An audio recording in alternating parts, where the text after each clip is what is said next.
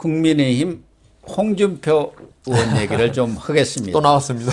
홍준표 의원이 정말 어떻게 보면은 진퇴양난의 그런 상황에 처해 있습니다. 지난번 윤석열 후보고 두 사람이 비공개 만찬 회동을 가졌고, 만찬 회동까지는 참 좋았던 것 같아요. 분위기가 예. 아주 화기애애하고, 그래서 본인도 적극적으로 이제 선대위에 참여를 할 생각을 가졌던 것 같은데, 거기에서 나온 내용이 바로 전략공천 얘기가 나온 거 아닙니까? 그렇죠. 두 지역은 나한테 네. 공천권을 달라. 서울 종로, 그리고 대구 중남구. 네. 중남구. 네. 그런데 누가 보더라도 아니 자기 측근을 심기 위해서 5개 재보선하는 지역에 대해서 과거 구태 정치에서 하던 것처럼 밀실 거래를 했다. 내가 도와주는 대가로 공천권을 달라. 이게 말이 되고 지금 우리 시대에 맞느냐. 이런 공정을 가장 기치로 내세우고 있는 국민의힘 윤석열 후보와도 맞지 않을 뿐만 아니라 이건 정치 도의상으로도 맞지 않다. 이렇게 하면서 지금 궁지에 몰린 거 아닙니까? 그러니까 그 홍준표 의원이 결국은 그 두 군데 공천을 요구한 게 본인의 힘을 과시하려고 했던 데서 나타난 것 같아요. 아, 그래요? 네, 본인의 힘 과시죠. 내가 지금 뭐 경선에서 탈락은 했지만 거의 윤석열 후보하고 거의 대등한 입장에서 내가 어떤 국정에 관여할 수 있다. 앞으로도 예. 나를 절대로 무시하지 마라. 이런 이미지를 주기 위해서 사실 홍준표 의원 정치 오래 했으니까 만일 그 만찬 회동에서 그런 말이 나왔다는 게 밖으로 나간다면은 본인이 지금 고 교수님 말씀하신 대로 상당히 구태 정치에 표본으로 욕을 먹을 수도 있는 일이었단 말입니다. 예. 그리고 최재형 그 후보는 이제 아니지만 최재형 전 감사원장 같은 경우에 지금 안 그래도 지금 종로 공천 이야기가 벌써 국민의힘 자체에서 나오고 있어요. 그 전에도 언론에서 자꾸 거론이 됐었죠. 그리고 그만한 인물 없어요. 예. 그러니까 홍준표 의원이 이야기 안 해도 결국은 최재형 원장은 종로로 가가지고 그 경선을 하든 어쨌든 그 후보가 될 가능성이 많았던 분이에요. 근데 굳이 나서가지고 나를 갖다가 경선에서 지지했지 않습니까? 자기 이제 그 탈락하고 나서. 그러니까 마치 내가 챙겨준다. 홍준표 의원은 이 정치를 진짜 이 구태인지 모르겠는데 내가 챙겨준다는 걸 참 좋아하는 것 같아요. 정치인들은. 네? 그건 내 사람이다. 보스 기질이. 예, 보스 기질이. 정치를 뭐 당대표도 했으니까 당연히 그러겠지만. 그래서 그 홍준표 의원이 정말 그는 실수한 거다. 이런 생각이 듭니다.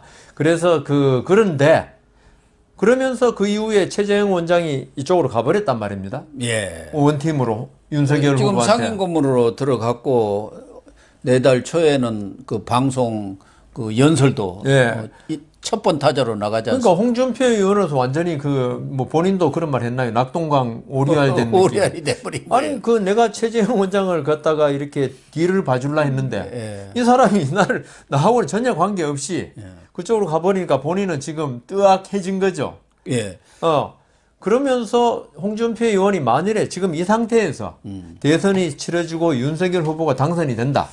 그러면 본인은 진짜 설 자리가 어기짱 놓은 것밖에 없어요. 목리 부린 것. 목리 부린 것밖에는. 그러면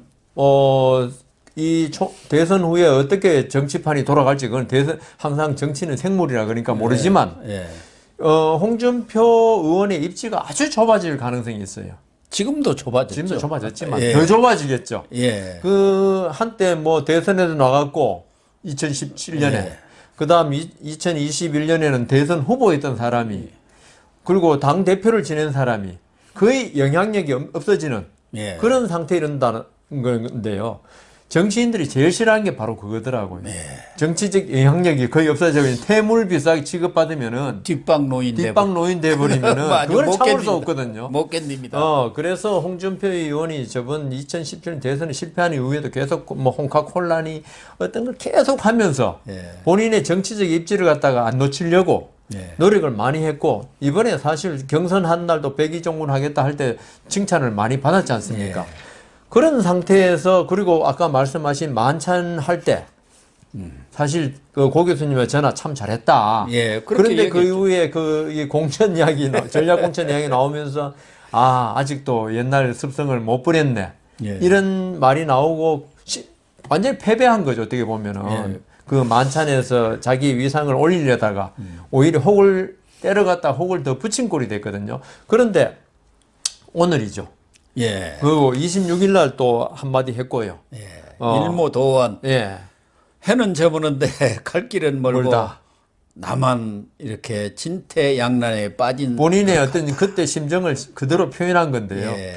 그 오늘 와가지고 화의부동, 그렇습니다. 그 다음 조지훈 시인입니까? 낙화라는 낙화. 시. 예. 그 시가 그 의미하는 바가 홍준표는 시를 원래 좋아해서 그런 건지 그건 모르겠는데 예. 그 중에서 몇 가지만 들면은 꽃이 지기로선이 바람을 타랴. 예. 이것도 의미가 상당히 있는 것 같아요. 예. 꽃은 누구를 의미하는지, 예. 그러니까 본인을 이야기하는 거 아닌가 예. 그런 생각이 드는데 바람은 그 외부 어떤 아까 말씀하신 전략 공천의 어떤 거기에 후폭풍 그런 이야기 하는 것 같고 방자한 사람들을 예. 얘기하는 것 같아요. 권영세 뭐 이런 사람들. 그러니까요. 그래서 뻔뻔한 사람이라고 욕을 많이 해야 돼. 그 다음 또 하나는 꽃이 지는 아침은 울고 싶어라.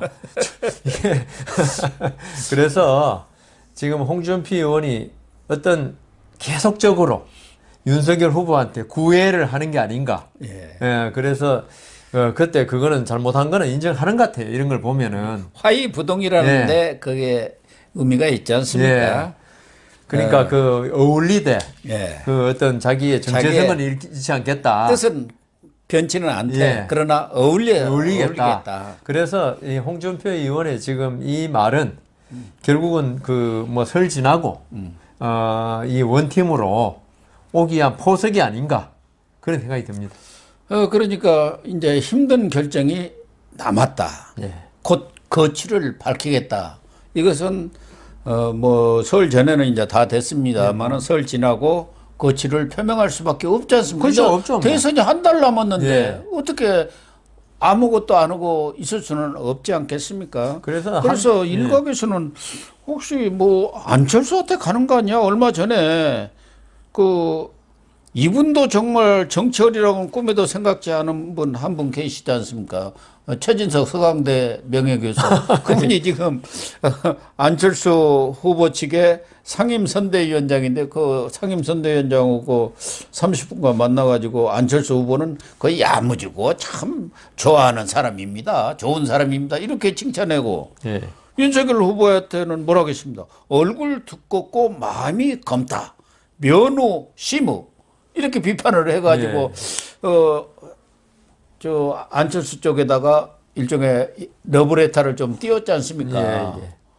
그게 이제 뭐 그쪽으로 가겠다기보다는 나도 여기 안철수 또 있어. 뭐 이렇게 좀 재는. 예. 근데 그게 워낙 그냥 다 드러나 보이니까. 그러니까 제가 볼 때는 단수가 아주 낮은 그런 전략이었다. 예.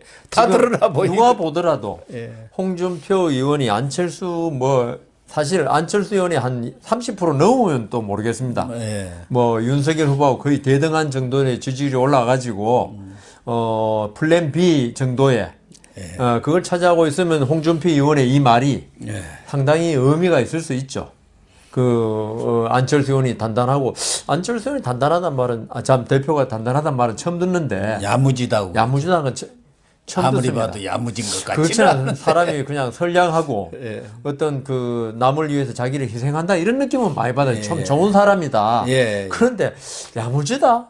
이거는 오히려 좀 반대인 것 같고요. 예. 그리고 윤석열 후보에 대해서 면후심흑이라 그랬습니까? 예. 얼굴이 두껍고 마음이 검다 했는데 사실 정치하는 사람이 이렇지 않으면 안 될 것 같은데 누구든지. 예.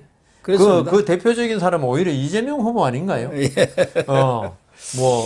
그럴 정도로 이 말에 대해서 정치인에 대해서 이 말을 한다는 거 자기는 모욕을 주려고 했는지 모르겠지만은 전혀 윤석열 후보한테 통하지도 않을 말이고요. 그래서 이 말은 결국은 나를 인정해 달라.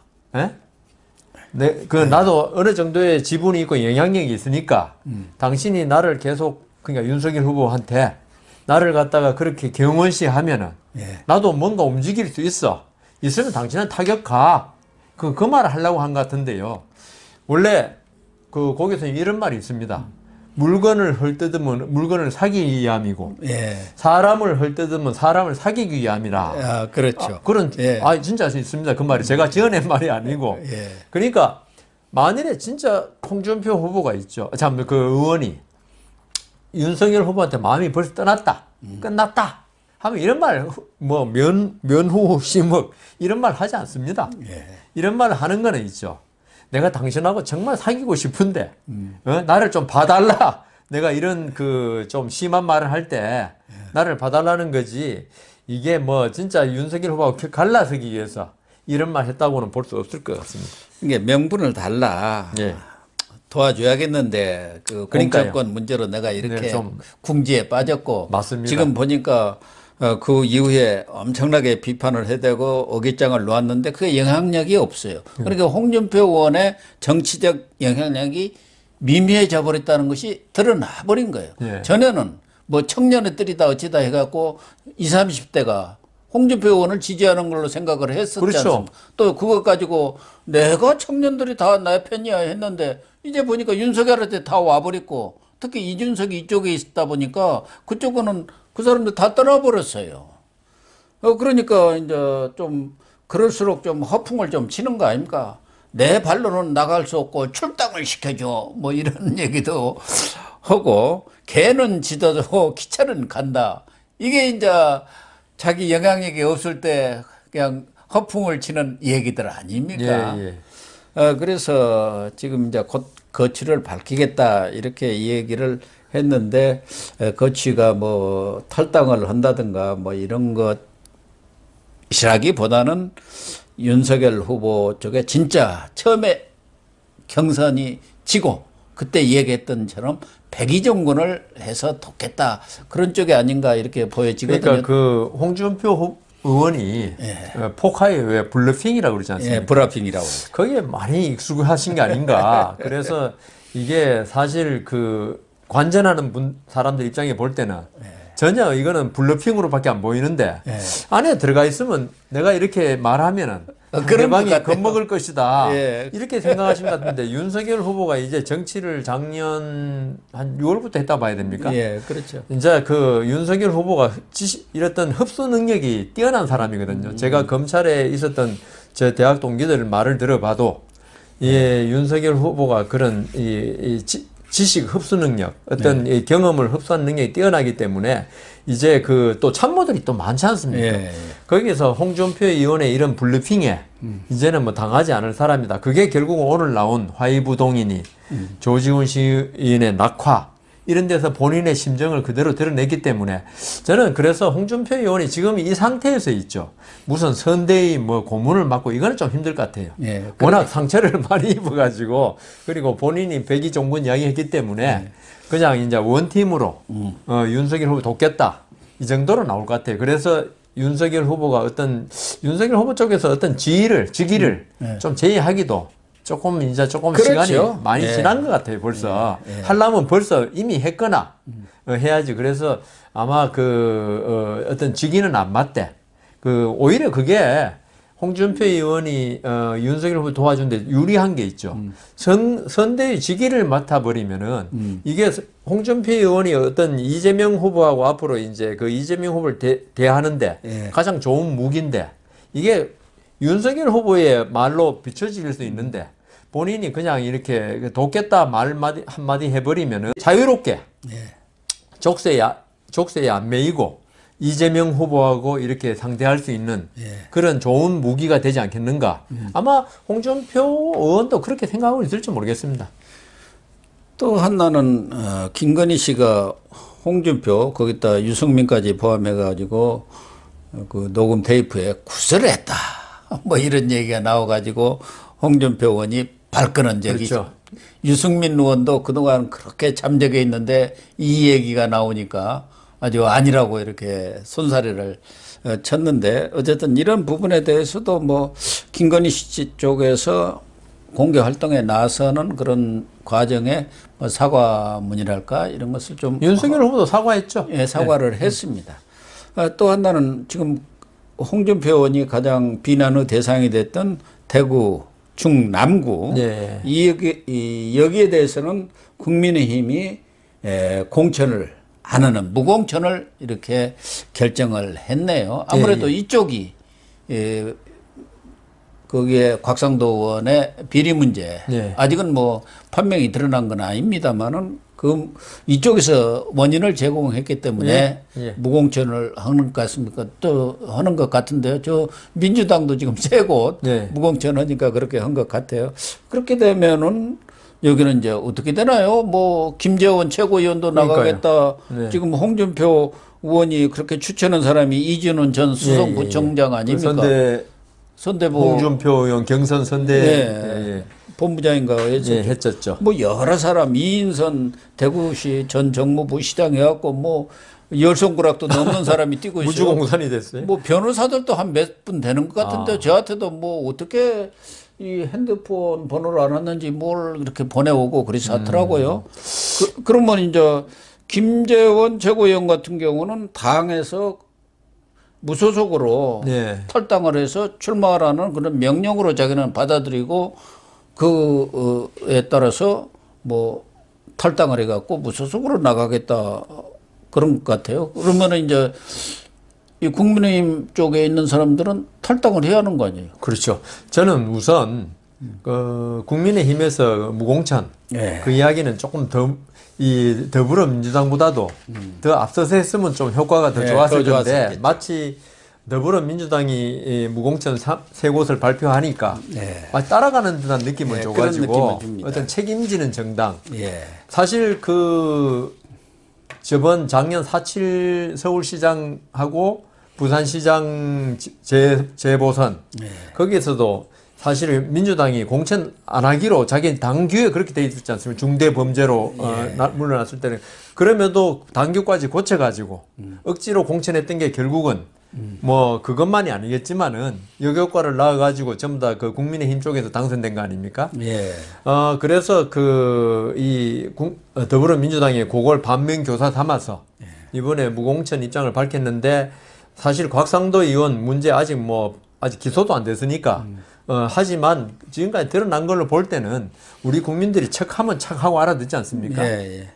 제가 이 자리에서도 곽상도 의원 아들이 퇴직금 50억 받았지만 그거는 결국 곽상도 의원한테 준 거하고 마찬가지 아니겠냐. 그 말씀 드렸던 기억이 있습니다. 결과적으로 그렇게 지금 드러났죠. 지금 드러나고 있죠. 그건 뭐 삼척 동자가 봐도 이게 곽상도 의원 아들이 뭐 20몇 살인가 그 아주 좀 나이 적은 사람인데 거기서 뭐 했다고 50억을 받겠습니까? 그 곽상도 의원을 보고 준 거 아니냐. 이 때문에 물러나야 한다고 제가 말씀을 나자마자 말씀드렸는데 그래서 뭐 그런 아쉬운 점이 있습니다. 그러니까 그래도 그 국민의힘에서 지금이라도 무공천 하겠다 한 거는 뭐 안 한 것보다는 훨씬 잘했고요. 그런데 저는 김재원 의원이 지금 오늘 나온 거 보니까 전 의원입니까? 그렇죠. 그러니까 이분 나갈 수 있겠죠. 최고위원인데 사실 뭐 제가 텔레비를 갔다 KBS 이런 데 보니까 그 윤석열 후보 측 입장을 대변하러 많이 패널로 출연하더라고요. 그런 걸 보면 이거는 윤석열 후보와 가까운 사람으로 인식이 돼 있어요. 제 내류에는. 근데 이런 분이 그 탈당해서 무소속으로 나가서 당선돼 가지고 다시 복당하라는 의미다. 이렇게 말씀하시더라고요. 그러면 저는 거의 꼼수로 보여요, 그게. 일종의. 그러니까 곽상도 의원 자리에 있으면 아예 국민의힘하고 관계되는 특히 윤석열 후보 가까운 사람은 아예 못 나게 해야 된다. 김재원 전 의원 정도면 윤석열 후보의 영향권 내에 있다고 저는 보이거든요. 그렇죠. 왜냐하면 지금 하시는 여러 가지 보면 그런 좀 국회의원 또 다음에 하면 됩니다. 그걸 가지고 뭐 국회의원 하는 사람들은 그게 참 절체절명의 그겠지만은 이번에 우리 고 교수님 맨날 말한 게 정권 교체가 최고의 지금 덕목인데 이걸 그렇게 말하는 순간에 제가 받아들이기에는 꼼수를 부린다 이런 느낌이 들었거든요. 그래서 그 홍준표 의원이 말한 아까 선대 본부장의 그분도 제 생각에는 옳지 않고 그래서 이번에는 비록 한석이 참 중요하고 하지만은 좀 놔둬라. 예? 예. 그런 말 드리고 싶어요. 물론 국회의원 하겠다는 사람들한테는 그걸 말린다는 게 정말 힘들지만은 그렇습니다. 대의를 위해서 있죠. 소탐 대실이고 대의를 위해서 그 작은 걸 희생. 읍참마속이라는 거 있지 않습니까? 예.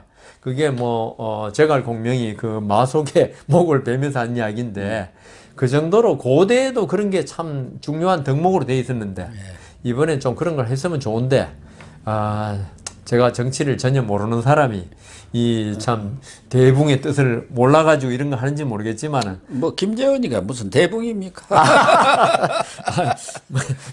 그걸 노리고 그렇게 열심히 뭐 방송에도 나가고 한 건 다 아는 건데요. 예, 뭐 예. 알만한 사람들. 예. 그래서 권영세 사무총장도 뭐 말릴 수는 없지만 예. 지금은 대선 경쟁에 모두가 올인을 해야 한다. 특히 중요한 위치에 있는 사람들은 그 뜻을 이 정권교체라는 큰 대의에 충실해야 한다는 뜻을 이해하고 있을 것이다. 이렇게 얘기를 했어요.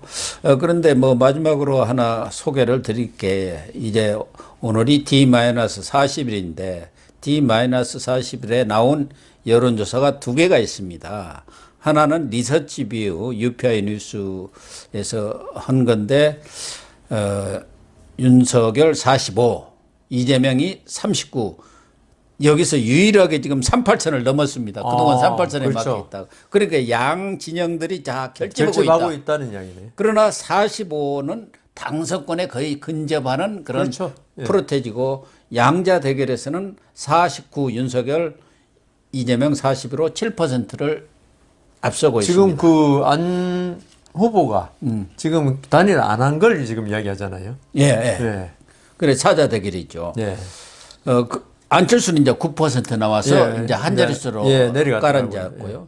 또 하나 나온 게 이제 한국 갤럽입니다. 예. 여기는 이제 앞에 것은 ARS고 여기는 전화 면접인데 윤석열, 이재명 후보가 동일하게 35%가 나왔고 안철수는 15%, 심상정은 10%고 여기서도 보면 서울 같은 데는 한 35%대 30으로 윤석열 후보가 앞서 있습니다. 그렇기 때문에 지금 이 내용으로 보면은 과거에도 그 통계 여론조사상에 전화 면접의 경우는 윤석열 후보 같은 늘 보수적으로 나왔어요. 맞습니다. 그런데 전에 이준석 대표도 그랬고 이 서울까지 이런 전화 면접에서는 동등하게 그리고 ARS에서는 5 내지 10%만 차이를 내면은 서울 지나면은 그 상황에서 이제 전화 면접까지도 충분히 뒤집을 수 있다 이렇게 됐는데 지금 윤석열 캠프 쪽에서 예상했던 대로 D-40일에 그런 선에 와 있고 D-40일이라든가 이 선에서 1위를 한 사람이 대선에서 진경우는 지난번 노무현, 정몽준 단일화 한 거 외에는 없었다는 거예요. 그런데 여기는 뭐 단일화 변수가 오히려 이쪽에 있지 저쪽은 뭐 심상정으로 맞습니다. 해봤자 아무런 의미가 없는 그런 상황이기 때문에 지금은 서울 민심을 잡아야 하고 그 이후 잘 관리를 해서 3월 9일까지 밀고 나가야죠. 밀고 나가는 것이 가장 중요한 과제가 되고 있다. 그 고 교수님 말씀대로 지금 그 전화 면접 그거를 동일하게 나온 게 오래간만에 같이 나옵니다. 그렇습니다. 항상 좀 밑에 있었죠. 밑에 윤석열 후보가. 졌죠.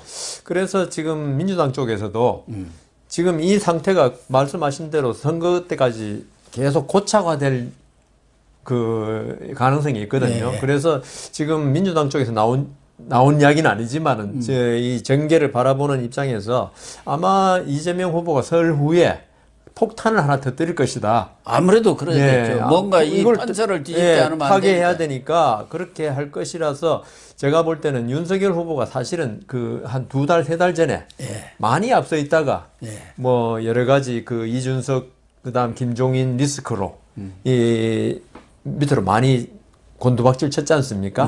그때는 뭐 거의 6.15론까지 나왔죠. 그래서 윤석열 후보 측에서는 지금 그 여론조사 결과에 나온데 일희일비하지 말고 끝까지 이 정권 교체라는 국민들의 여망을 실현시키기 위해서 아주 매진해야지. 우리가 지금 여론조사 좀 괜찮으니까 이게 뭐 아까 말씀하신 대로 3월 9일까지 갈 거니까 좀 방심했다가는 있죠. 예, 큰일 이게 납니다. 언제 당할지 모릅니다. 왜냐하면 이 진보나 이 이재명 후보 쪽은 이 선거에 완전히 아주 그 나쁜 말하면 달고 다른, 좋은 말로 하면 전문가, 숙련된 사람들이라서 어떤 수를 끌고 나올지 알 수가 없기 때문에 그렇게 시나리오를 다 짜가지고 대비를 해야지. 그렇지 않다가 완전히 그냥 뒤통수를 맞는 큰 일이 생길 수 있거든요. 예. 사실은 또 김정은 변수도 있습니다. 그게 제일 크죠. 뭐 핵실험 한번 빵 터뜨려 버리면은 3월 초에 가서 전국이 확 바뀔 수도 있습니다. 예, 그런 그러니까요. 부분까지도 윤석열 캠프에서는 염두에 둬야 합니다. 지금 그럼요. 자꾸 탄도 미사일 쏘아대고 지금 올해만 들어서도 7번인가 8번 쏘아대고 어제도 있어요. 쏘았지 않습니까? 예, 매일 쏘다시피 하고 있어요. 그게 왜 그럴까요? 그러니까 예, ICBM이나 이런 핵실험을 또 해버린다고 하면은 상황은 또 크게 변할 수가 있기 때문에 3월 9일까지는 정말 긴장의 끈을 단 1초도 늦춰서는 안 된다는 점을 강조를 하고 싶습니다.